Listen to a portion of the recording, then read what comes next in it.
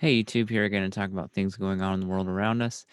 And again, I mentioned YouTube, but I'm on a bunch of other platforms as I get a text that interrupts the beginning of my video. This is super important, immigration.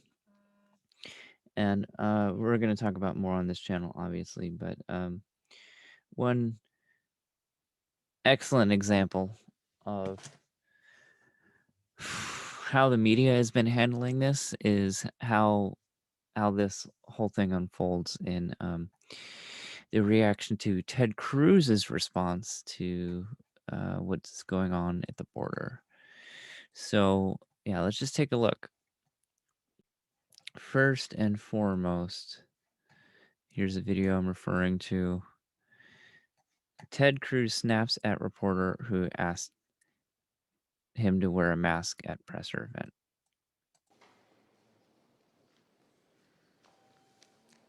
Good afternoon. Yeah, when I'm talking to the TV camera, I'm not going to wear a mask, and all of us have been immunized. So you're welcome to step away if you like. Okay, so again, Ted Cruz snaps at reporter who asked him to wear a mask at presser event. That's the headline. And then this is... what show is it? Late Night with Seth Meyers. The modern conservative movement seems concerned above all else with preserving their solemn right to be dicks to everyone else around them. They like to say facts don't care about your feelings until you hurt their feelings by politely asking them to wear a mask or stop using racist slurs, and then they melt down like they're being hobbled by Kathy Bates. Case in point, yesterday a reporter politely asked Ted Cruz to wear a mask during a press conference inside the Capitol. Now remember that Cruz had the option to get vaccinated early because he's technically a senator, even though he looks like the guy who has to work the stockroom at AutoZone because he's too creepy for the register. Need my help out there, boss? Well, we're good. Proof Okay, that the fast forward a bit. vaccines help stop. Okay, blah, blah, blah. Yeah, that's the Guess what happened to thing. me today, Lens? Okay, anyways, this is just ridiculous crap. Back to me. Yeah, so that's the media's reaction to the reporter asking Ted Cruz to wear a mask, and reporter politely declining. I'm sorry, Ted Cruz politely declining because he has been vaccinated, and if vaccines work, and if all that stuff is, and the reporter had a choice to leave but didn't choose to do so. But that's not the point I'm bringing up. This whole thing came up because that's not the content of Ted Cruz's presser. The media just used that to misdirect from the actual content of the presser. So I'm going to present again, and you're going to see what the content of his actual presser was. So again, look at this clown. Back to Ted Cruz. The whole point of a vaccine, CDC guidance, is what we're following. Tomorrow night, 18 senators are going to be traveling down to the southern border, traveling down to Texas, to see firsthand the crisis that is unfolding, to see firsthand the over 100,000 illegal immigrants who were detained last month, to see the over 15,000 children that are in custody of the Biden administration right now, to see the conditions where the Biden administration is releasing illegal immigrants into the public who are testing positive for COVID at a rate 7 times higher than the U.S. population. It is a crisis. It is a crisis that was created by the Biden administration, by their own policies. As soon as Joe Biden was sworn in as president, he halted construction of the wall. He reinstituted catch and release, and he ended the Remain in Mexico policy. And this crisis is unfolding and getting worse and worse and worse by the day. We're traveling down there, 18 of us. But something is going to be different on this border trip from previous trips to the border, which is our friends in the media right now are not allowed to come. You've been invited. We want you to come. We want the media to be there. We want the American people to see what's happening. But Joe Biden doesn't want you to see that. The Biden administration has issued a gag order, a blackout order that the media cannot come. For 4 years, we heard Democrats going on and on about kids in cages. Well, Joe Biden desperately does not want you to see the Biden cages. And his solution is to say, no cameras, no TV cameras, no media. By the way, I've been to the border many, many times. I've been to the border under Barack Obama. Media were allowed. I've been to the border under Donald Trump. Media were allowed. Before that, George W. Bush, media were allowed on the border. Before that, Bill Clinton, media were allowed on the border. Joe Biden is issuing this media blackout because he's terrified of the American people seeing the disaster that is unfolding. We are fighting for the media that you have a right to be there. You have a right to have cameras there. You have a right to take pictures and to show the American people what's happening. And I would note the Biden administration's stated reason why the media are not allowed is the risk is too high that you guys have COVID. The risk is too high that a reporter or a cameraman might have COVID.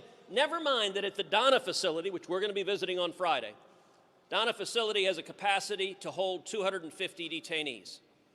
There are nearly 4,000 detainees in the Donna facility right now. It is over 1,500% greater than capacity. You want to talk about a COVID risk, it is the crisis and disaster that is the Biden border policy and the border crisis. But yet, the Biden administration maintains that having even a single reporter is too much of a COVID risk. By the way, doesn't matter if that reporter has had COVID, doesn't matter if that...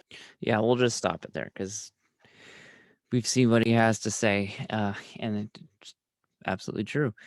And a lot of people think that it's just these facilities, but not every person at the border is being met by Border Patrol agents. There are not enough agents to catch everyone crossing the border right now. As Ted Cruz said earlier, there's 100,000 people detained at these facilities. Much more than that could be crossing. And he also mentioned in the facilities, the COVID positivity rate for those that are allowed to test COVID people, because the Democrats did block a bill that would require COVID negativity for entry into the United States. But for those who allowed, it's 7 times the amount COVID positive.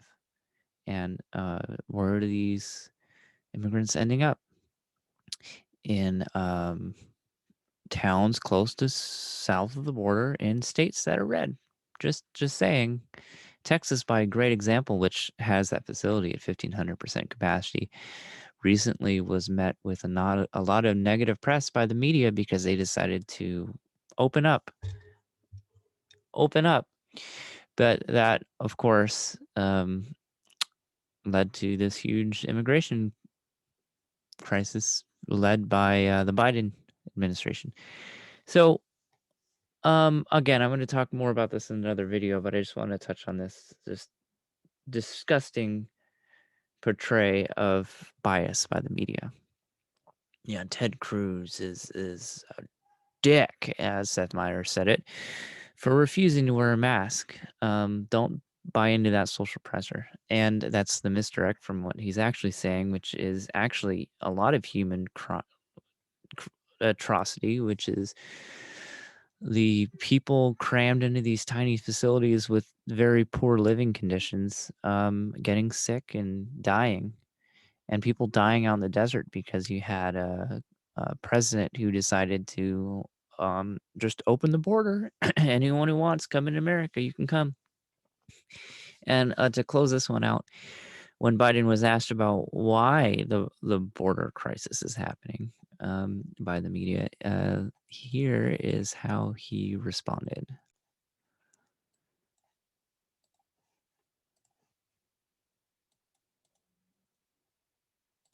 And I'd like to think it's because I'm a nice guy, but it's not. In his first White House news conference since taking office, President Joe Biden pushed back against criticism over his handling of rising immigration at the U.S.-Mexico border, saying on Thursday that the overall increase was part of a seasonal trend that had also happened under his predecessor. Okay. That's basically what you said. I like to think it's because I'm a nice guy, but it's a seasonal trend. It just happens in the springtime when it starts to get warm and the weather gets good enough to cross just paraphrasing there. But the point is, yeah, it happened under Trump too, but Trump had a stay in Mexico policy. So if you make it to the border, you're sent back to Mexico. You're turned around and sent back. So we didn't have 100,000 people in a month trying to cross coming into the United States. We had 100,000 people coming to the border and then being turned around and go back.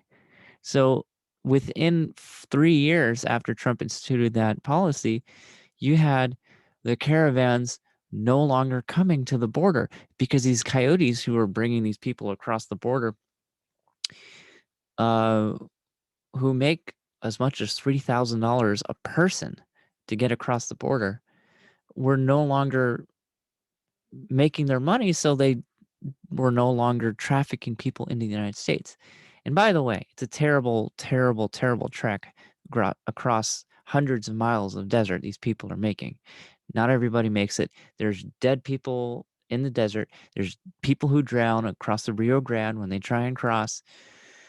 There's women who are raped.